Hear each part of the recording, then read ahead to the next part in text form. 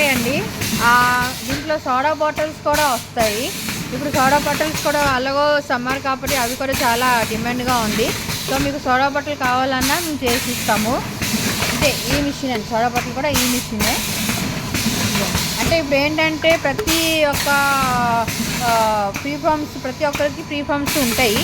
వేరే వేరే free forms ఉంటాయి. బాదం మిల్క్కి వేరే ఉంటుంది, సోడాకి వేరే ఉంటుంది ఫ్రీ ఫామ్స్. దాని బాదం మిల్క్ చూపించాం కదా, ఇది ఫ్రీ ఫామ్స్. సోడా బాటిల్కి అయితే వేరే ఫ్రీ ఫామ్స్ ఉంటాయి.